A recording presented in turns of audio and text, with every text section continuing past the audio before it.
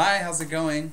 So, this was a really big episode. It's Valentine's Day. Valentine's Day special. Last time we saw Marshall kind of getting a hard time for not being romantic enough and not being a good boyfriend, and he was like, okay, relationship defined, best boyfriend, best boyfriend's girlfriend. For Valentine's Day, he decides he's going to be best boyfriend of the century.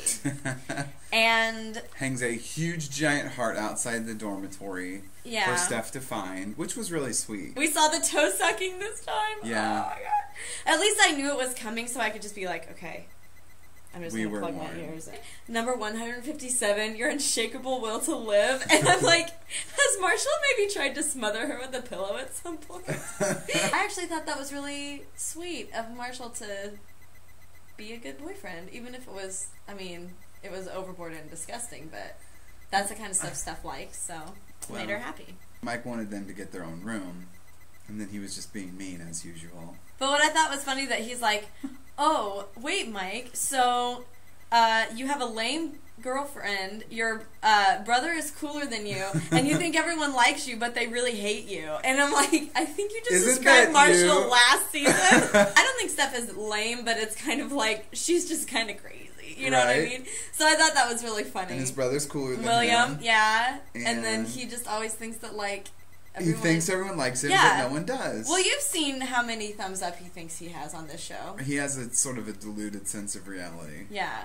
I admire his self-confidence.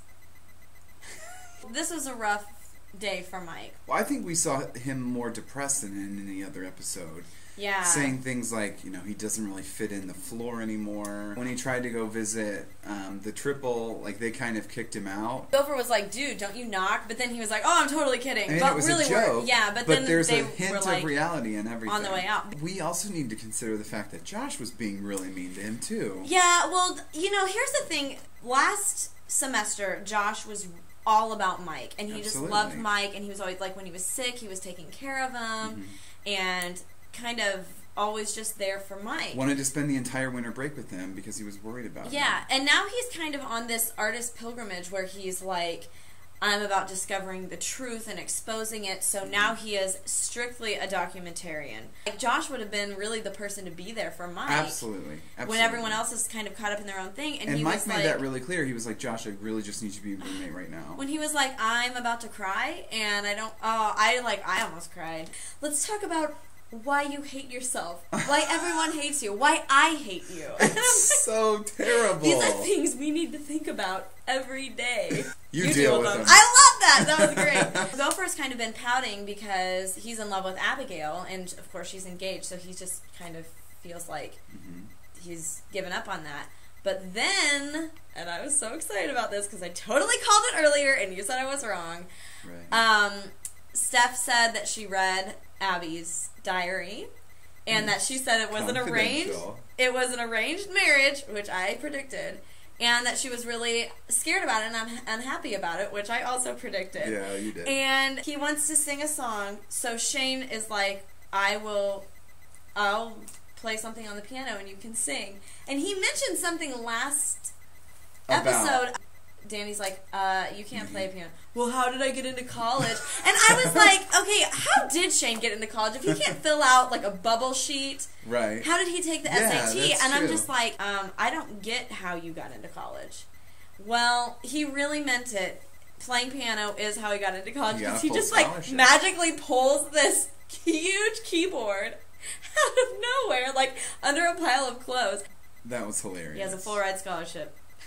He has Velcro shoes and a full scholarship. I loved Gopher's song for Abby. I thought that was a really so sweet cute. Song. Oh, it was so sweet. And then she comes back with, like, I think it was an ear trumpet. I didn't know what it was. Yeah, I think it was like an old-fashioned ear trumpet that she held up. And this is the first time that we've seen her actually smile, like a full, like, teeth smile. I'm interested to see what happens. How she'll respond to that. Yeah. Well, Andy comes out with his girlfriend or date or whoever.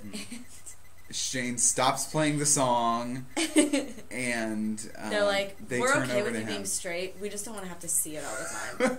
Which is hilarious. Danny B wants to sing the same song to Jamie. And I'm glad that Gopher finally kind of says,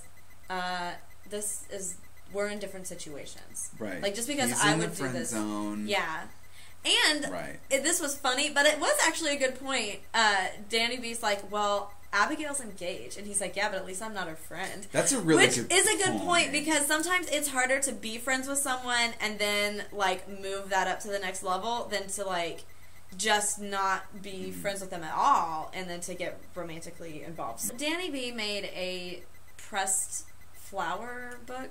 And then he left her that voicemail, which is always bad. And I totally thought he was practicing, and then he turns around and he's got the Bluetooth, and I'm like, no, don't do it! Those handshakes were so awkward. I feel bad for Danny, but it's just getting to the point where it's like, he needs to just tell her. It's funny how girls, like, we tend to read into things, but then it's like, how is she not getting this? How is she not getting this? Come on, Jamie. Yeah, I don't know. Courtney comes in. Oh, yeah. And is like, I love Courtney. And she's like, Mike, Brittany's not here. She has a boyfriend now, and you need to get over it by coming to a party with me, and you might even get some. Ew, Mike, I'm just kidding. I just love how she is so funny. And Mike comes back from the party with a random girl whose name he cannot remember, which is classless, I just have to say. Yeah. This isn't even like the next morning can't remember her name. This is like... Night of. Yeah, night of can't remember her name. Yeah. Here's my thing. I felt really, really bad for Mike through almost the entire episode, and I was just like... Right. Okay, he's had a really rough time. Maybe it's time for us all to cut him some slack. And then he goes and does that, and it just, like... I was just mad at him all over again, because I'm like, look, this is what got you into this problem in the first place.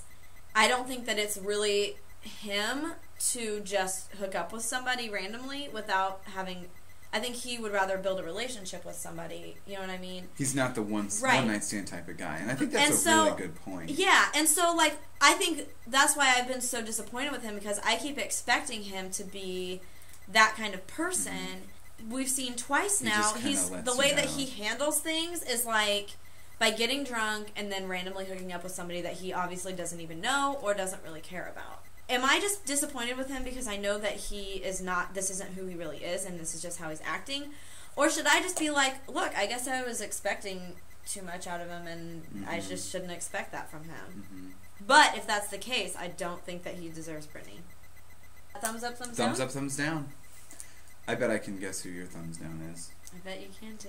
Thumbs up, starting with the positives. Alright, my thumbs up this week goes to Shane because he impressed me this week. He showed us his hidden talent, and it's always fun to learn more about a character. My thumbs up is going to go to Gopher partially because I was just so excited that I was right.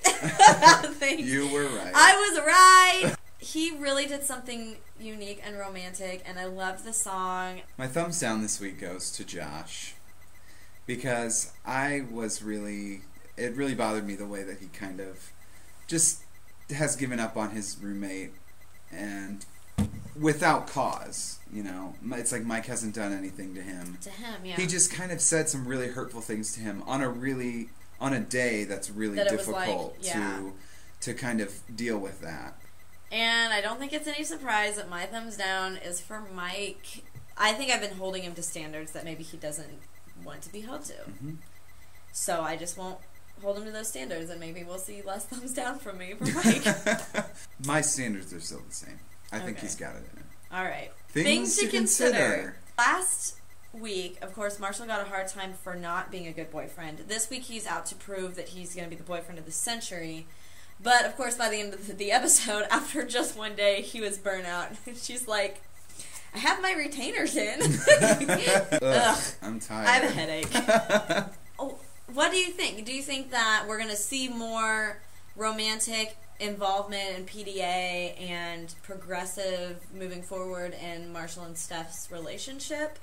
Or was that just like a one-day thing and he's done and it's going to go back to normal? So let us know what you think. Type it in the comments below. Until next week, we'll see you guys later. Bye.